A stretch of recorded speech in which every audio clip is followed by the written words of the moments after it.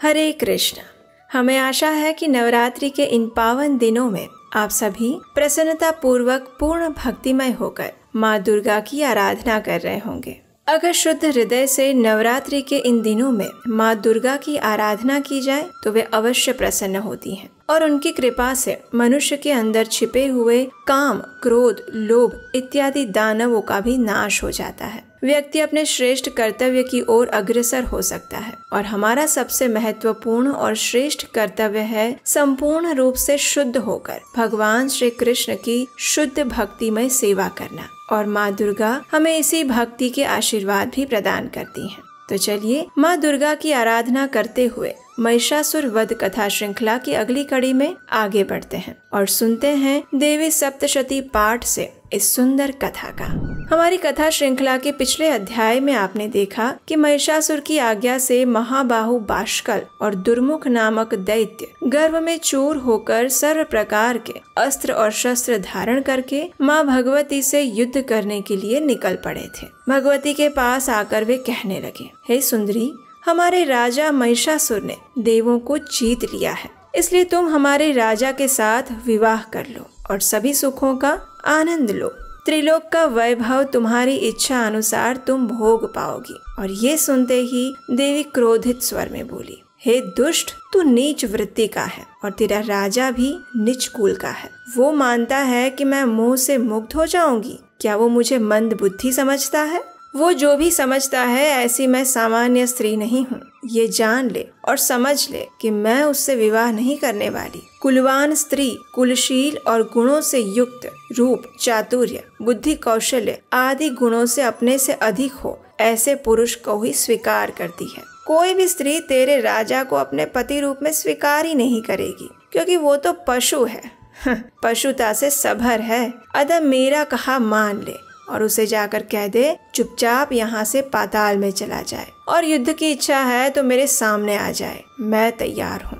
मैं उसे मारे बिना यहाँ से जाने वाली नहीं हूँ। वो 4 पैरों वाला पशु मुझे जीतने की इच्छा रखता है। उस मूर्ख को तो इस पृथ्वी पर, स्वर्ग पर या पर्वतों की गुफाओं में भी स्थान नहीं मिलेगा।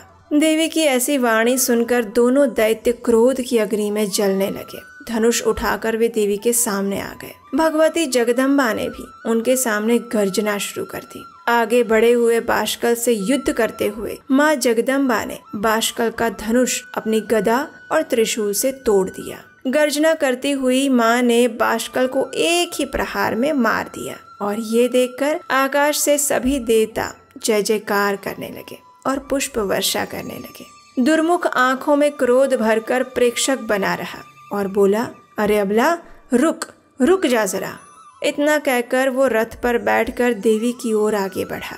देवी ने उसे देखा और धनुष खींचा। दोनों के बीच घमासान युद्ध शुरू हुआ। रणभूमि में लहू की नदियां बहने लगी और देवी दैत्यों के मस्तकों को काटती हुई आगे बढ़ने लगी। ये देखकर दुर्मुख बोला, अरे ओ चंडी, तू यहाँ से चली जा, नहीं तो मैं तुम्हारा नाश कर दूंगा। तू मुझे जानती नहीं है। और इतने में ही देवी ने गर्जना से कहा, अरे मूर्ख, कुछ भी बकबक मत कर, तेरी मृत्यु निकट है। तूने तेरे साथी को तो मरा हुआ देख ही लिया है ना, अब लगता है कि तुझे भी मरना है। देवी की वाणी सुनकर दुर्मुख जगदम्बा पर बाणों की वर्षा करने लगा। देवी ने भी सामने प्रहार किया। अत्यंत भयंकर युद्ध होने लगा और देवी के प्रकोप से दुर्मुख का रथ टूट गया। उसी क्षण देवी ने उसे गदा के प्रहार से भूमि पर पछाड़ दिया और तलवार से उसका मस्तक धड़ से अलग कर दिया। इस प्रकार भगवती देवी ने बाष्कल और दुर्मुख नामक दैत्य का संहार किया। उसे देखकर सभी देवता देवी का अभिवादन करने लगे। आकाश से पुष्प की वर्षा होने लगी और सर्वत्र आनंद मंगल व्याप्त होने लगा। इस प्रकार बाष्कल और दुर्मुख के युद्ध में मृत्यु होती देख महिषासुर के हृदय में क्रोध की ज्वाला उठने लगी। वो सभी दैत्यों को पूछने लगा कि ये क्या हो रहा है। युद्ध भूमि में मेरे शूरवीर योद्धा बाष्कल और दुर्मुख को एक स्त्री ने मार डाला, ये क्या हो गया। अब देखिए, कहते हैं ना कि दूसरे पर आश्रित रहकर कार्य सिद्धि प्राप्त करने की इच्छा रखने वाले व्यक्ति अपने पाप और पुण्य के अनुसार ही सुख और दुख को प्राप्त करते हैं और काल हमेशा ही बलवान होकर कार्य करता है। तो उसी प्रकार महिषासुर भी अपने दुष्ट मंत्रियों पर आश्रित रहते हुए उनसे कहने लगा कि दानव श्रेष्ठ बाष्कल और दुर्मुख तो मारे गए, अब मैं क्या करूं? उस स्त्री को वश में कैसे किया जाए? कोई मार्ग ढूंढिए।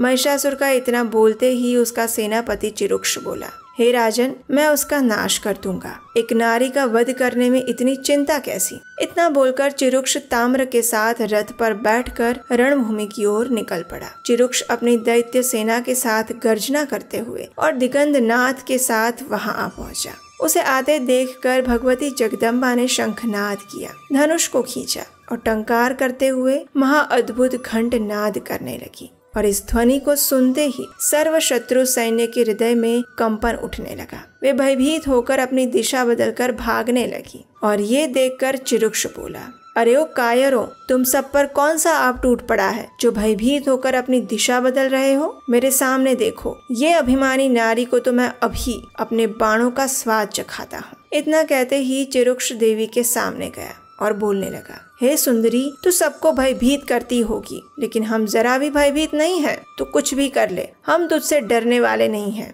हे सुंदरी, एक स्त्री की हत्या करने में दोष है, ऐसा मानकर तुझे छोड़ रहा हूँ। इसलिए तू ऐसा सोच रही है कि तुझसे हम डर रहे हैं? तेरे जैसी नारी को तो अपने हाव भाव और वाणी कटाक्ष से पुरुष को वश में करना चाहिए, लेकिन तू तो हाथ में हथियार धारण किए हुए है। मैंने किसी स्त्री को आज तक हथियार से लड़ते हुए नहीं देखा। तू पुष्पों से नहीं लड़ सकती तो तीक्ष्ण बाणों से कैसे लड़ेगी? लड़ाई पुरुषों को शोभा देती है, स्त्रियों को नहीं। स्त्री तो पति की मृत्यु पर सती हो जाए वही अच्छा लगता है।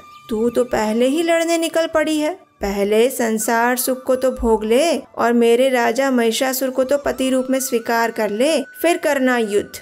अब ये सुनकर जगदम्बा ने कहा, अरे ओ दुष्ट बुद्धि, तू इधर उधर की बातें कर रहा है, वो मैंने सुन लिया। तू नीति को तो जानता नहीं है, तेरी बुद्धि तो धर्म को मानती नहीं है और मूर्ख की सेवा कर करके तू स्वयं भी मूर्ख बन गया है। राज धर्म को जानता नहीं और जो मन में आए वो बोल रहा है। कब से कह रही हूँ कि महिषासुर को युद्ध मैदान में भेज दे। मुझे तो तेरे राजा का ही सर्वनाश करना है, उसे मारकर ही मैं यहाँ से जाऊंगी। तू बिना मतलब की बातें बंद कर। तुझे और महिषासुर को जीवित रहना है तो सीधा चुपचाप पाताल में चले जाओ, और मरने का विचार है तो भी मैं तैयार हूँ। मेरी बात सुन ले, मैं तुम सब का सर्वनाश करने वाली हूँ। देवी की वाणी सुनकर गर्विष्ठ चिरुक्ष ने देवी पर बाणों की वर्षा करना शुरू कर दिया। माँ ने भी अपने तीव्र बाणों से उस बाणों को काट दिया और सर्प जैसे महाभयंकर बाण छोड़ने लगी। माँ ने अपनी गदा से चिरुक्ष पर जोर से प्रहार किया और वो मूर्छित होकर भूमि पर गिर पड़ा। अब चिरुक्ष को मूर्छित देख ताम्र देवी के सामने आया और बोलने लगा, लेकिन ताम्र की बात सुने बिना ही देवी ने कहा, हे दुष्ट, आजा, आज तुझे भी मैं यमलोक पहुंचाती हूँ। तेरे राजा मूर्ख शिरोमणि वहाँ बैठकर जीवित रहने का निरर्थक प्रयास कर रहा है, किंतु मैं उसे छोड़ने वाली नहीं हूँ। ये सुनकर ताम्र ने क्रोध में आकर अपने बाणों से देवी पर प्रहार कर दिया। भगवती जगदम्बा ने भी उसके ऊपर विषैले बाणों का प्रहार किया। अब उतनी देर में चिरुक्ष मूर्छा से उठ खड़ा हुआ और माँ भगवती पर बाणों का प्रहार करने लगा। महामाया भी एक साथ दोनों से युद्ध करने लगी और एक ही पल में देवी ने ताम्र का मस्तक काट दिया और चिरुक्ष के कंठ पर तलवार से प्रहार कर उसे भी स्वधाम पहुंचा दिया। ये देखकर दैत्य सेना रणभूमि छोड़कर भागने लगी। देवता आनंदित हो गए और ऋषिगण, देवता, गंधर्व, बेताल, सिद्धगण सभी देवी अम्बा का जय जयकार करने लगे। अब ताम्र और चिरुक्ष जैसे महादैत्यों का नाश होते देख महिषासुर के हृदय में हलचल शुरू हो गई और अब क्रोध की अग्नि में जलते हुए उसने देवी के सामने लड़ने के लिए असीलोमा और बिडाल नामक 2 दैत्यों को महासैन्य के साथ भेजा। देवी ने उनको भी आते हुए देखा और देवी के सामने आकर असीलोमा आडंबर रचाते हुए, विनय दिखाते हुए, नम्र और शांत मन से हंसते हंसते देवी से कहने लगा, हे देवी, सच बताओ, आप यहाँ क्यों आई हो? क्यों दैत्यों का सर्वनाश कर रही हो? मैं यहाँ तुम्हारे साथ बातचीत करने ही आया हूँ। तुम्हें जो चाहिए वो मांग लो। सोना, चांदी, रत्न, क्या चाहिए? मैं तुम्हें दूंगा, उसे लेकर यहाँ से चली जाओ। धर्मगुरु कहते हैं कि लड़ाई में कुछ लाभ नहीं होता, युद्ध से तो दुख और संताप में ही वृद्धि होती है, इससे तो सबका सुख नष्ट ही होता है। तुम्हारा शरीर पुष्ट और कोमल है, इस कोमल शरीर से शस्त्र प्रहार करके क्यों क्रोधित हुए जा रही हो? तुम्हें क्रोधित होते हुए देखकर सामने वाला व्यक्ति भी क्रोधित होकर युद्ध करे तो कभी भी शांति नहीं हो सकती। प्रतिशोध से प्रतिशोध ही बढ़ता है। मन को शांत रखना और शाश्वत सुख भोगना, यही जीवन का परम लक्ष्य है। इस फल को भुगतने में ही मनुष्य की बुद्धिमत्ता है। और फिर तुम युद्ध करके दुख का कारण क्यों बन रही हो? अतः हे सुंदरी, तुम युद्ध छोड़ दो। दैत्यों को तुम क्यों मार रही हो? दया रखना, ये तो सभी प्राणी के लिए धर्म की बात है। देवी ने कहा, हे महाबाहु, तू जानना चाहता है कि मैं ऐसी क्यों हूँ और दैत्यों का नाश क्यों कर रही हूँ? तो सुन ले, मैं इस संसार में न्याय और अन्याय को देखती हूँ। मुझे भोग की इच्छा नहीं है और लोभ की भी नहीं। मुझे तुझसे कोई बैर नहीं। मैं तो केवल धर्म के लिए इस संसार में आई हूँ और मेरे भक्तगण और साधु संतों की रक्षा करना ही मेरा धर्म है। सज्जनों की रक्षा और दुष्टों का संहार करने ही मैं आई हूँ। मैं हर युग में आती हूँ। हे दैत्य, तुम्हारा राजा महिषासुर दुष्ट है। वो देवताओं को नष्ट करने के लिए निकला है। मैं अपने देवताओं की रक्षा के लिए आई हूँ। मैं तुम्हारे राजा महिषासुर को मार डालूंगी। अब जाओ और अपने राजा को भेजो। वो खुद क्यों सामने नहीं आ रहा? दूसरों को क्यों भेज रहा है? यदि तुम्हारा राजा संधि करने की इच्छा रखता है तो मुझे भी उससे युद्ध नहीं करना। मैं इतना ही चाहती हूँ कि वो पाताल में चला जाए और देवों से जो भी छीन लिया है वह उनको सम्मान सहित वापस दिया जाए। यही इच्छा है मेरी। देवी की ये बात सुनकर असीलुमा ने बिडाल से पूछा, अरे भाई, क्या तुमने देवी की बात सुनी? अब क्या करें? लड़ना है या संधि कर लें? बिडाल ने कहा, ये तो निर्विवाद सत्य है कि युद्ध में अपनी मृत्यु देखने वाला हमारा राजा संधि से संतुष्ट नहीं होने वाला है और युद्ध में दिग्गजों को मृत्यु के सामने आत्मसमर्पण करते देखकर युद्ध करने की प्रेरणा मिलती है। भगवान की गति भी विचित्र है। वास्तव में सेवक धर्म का पालन करना अत्यंत कठिन है। एक विनम्र मूर्ति की तरह जो हमेशा सम्मान के बिना आज्ञा मानने के लिए उत्सुक और तत्पर हो। मैं देवताओं की उनका अधिकार वापस देकर पाताल में जाने के लिए कैसे कह सकता हूँ? जो मीठा है वो मिथ्या है और जो लाभकारी है वो कड़वा है। इसलिए मुझे लगता है कि एक बुद्धिमान व्यक्ति के लिए इस मामले में चुप रहना ही बेहतर है। नीति कहती है कि तुच्छ और उत्तेजक बातें करके राजा को अपनी बात मनवाना ही वीर पुरुष का नाम नहीं होता। इसलिए चुप रहने से ही हमारी बुद्धिमत्ता है। यदि हम वापस गए तो राजा का प्रकोप हम पर पड़ेगा। इसलिए हमारे लिए हमारे राजा का कार्य करना ये एक ही उपाय है। इसलिए मैं युद्ध करना ही उचित समझता हूँ। ऐसा सोचकर दोनों धनुर्धर हाथों में बाण लेकर रथ पर बैठ गए और युद्ध के लिए भगवती को ललकारने लगे। और एक ही पल में माँ अंबिका ने रणभूमि में बिडाल को मार डाला। अब असीलोमा मैदान में आया और बोला, हे देवी, मैं जानता हूँ कि बुरी आत्माएं मर जाती हैं, लेकिन हम पराधीन हैं और पराश्रित होकर मुझे लड़ना होगा। मूक बुद्धि महिषासुर स्वयं ये नहीं समझ पाता कि प्रिय या अप्रिय क्या है। इतना ही नहीं किंतु उसके लाभ हेतु बोले गए वचन भी उसे अच्छे नहीं लगते। इसलिए जो कुछ भी होता है हमारे लिए धर्म का आचरण ही एकमात्र समाधान है। हम तेरे बाणों से मरने आए हैं। यद्यपि हम व्यर्थ पुरुषत्व से घृणा करते हैं, हम राजा की आज्ञा का पालन करेंगे। और ये कहकर असीलोमा ने युद्ध करना आरंभ किया और देवी के हाथों असीलोमा मूर्छित हो गया। कुछ क्षण के बाद उसे होश आया और फिर से असीलोमा गदा उठाकर प्रहार करने लगा। देवी का सिंह उसे पकड़कर खा गया। असीलोमा की मृत्यु हो गई। वो जमीन पर गिर पड़ा और ये देखकर महिषासुर की सेना में हाहाकार मच गया। देवता देवी की स्तुति गाने लगे और किन्नर देवी के गुणगान करने लगे। अब कुछ सैनिक भागते हुए दुखी होकर महिषासुर के पास गए और असीलोमा तथा बिडाल के मारे जाने की बात कहने लगे। ये सुनकर महिषासुर का हृदय भंग हो गया। सैनिकों की बात सुनकर महिषासुर क्रोधित हो गया और सारथी से कहने लगा, सारथी, रथ तैयार करो। सारथी ने रथ तैयार किया और वहां उपस्थित होकर कहने लगा, हे राजन, मैं द्वार पर खड़ा हूँ और साथ ही सभी प्रकार के युद्ध अस्त्र शस्त्रों को भी ले लिए हैं। महिषासुर ने रथ को आते देखा और अपने शरीर पर कवच पहनकर रथ में बैठ गया और रथ चलने लगा। उसने मन में सोचा कि मुझे इस स्वरूप में देखकर देवी का मन विचलित हो जाएगा, इसलिए मैं अपना स्वरूप बदलकर और चतुराई से उसके पास जाने का प्रयास करता हूँ। वो मुझे देखते ही मेरी ओर आकर्षित हो जाए तो मेरा मन प्रसन्न हो जाएगा। मेरे महिष स्वरूप को देखकर भी मुझे कोई पसंद नहीं करता, अतः मैं ये रूप बदल लेता हूँ। महिषासुर आभूषणों से सुसज्जित एक सुंदर युवक में बदल गया और कामदेव के समान सुंदर मुख के साथ देवी के सामने आ गया।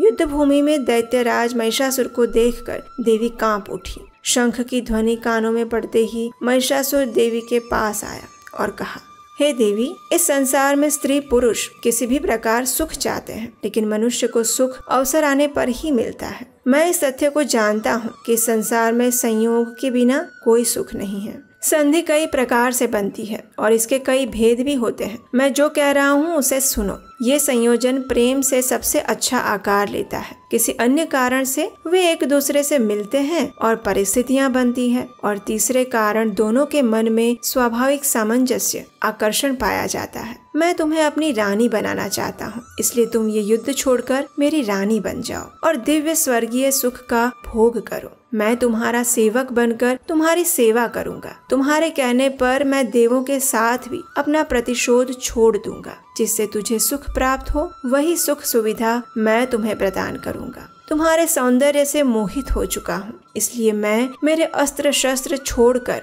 तुम्हारी शरण में नमन करता हूँ। तुम दया करो। इस सृष्टि में ब्रह्मा जी और सभी देव मुझे जानते हैं। वे मेरा चरित्र उनसे अनजान नहीं है, किंतु फिर भी मैं तुम्हारे सामने अपना मस्तक झुकाता हूँ। अब मेरे सामने देखो। इस प्रकार महिषासुर ने माँ भगवती से अपने हृदय की बात कही, और ये सुनकर माँ भगवती महिषासुर के साथ अब क्या करेगी वो हम सुनेंगे हमारी नवरात्रि कथा श्रृंखला की अगली कड़ी में, जिसे सुनने के लिए अगर अभी तक आपने इस चैनल को सब्सक्राइब नहीं किया है तो जल्दी से जल्दी कर लीजिए। इस वीडियो को लाइक कीजिए और अपने मित्रों को व्हाट्सएप ग्रुप में भेज दीजिए, जिससे कि नवरात्रि की इस पावन कथा को सुनने का पुण्य फल उन्हें भी प्राप्त हो। अगर आपको हमारे द्वारा किया जा रहा ये वैदिक धर्म का प्रचार प्रसार अच्छा लग रहा है तो आने वाली कथाओं को बनाने के लिए आप स्क्रीन पर दिए गए नंबर पर हमें अपना आर्थिक सहयोग भी भेज सकते हैं।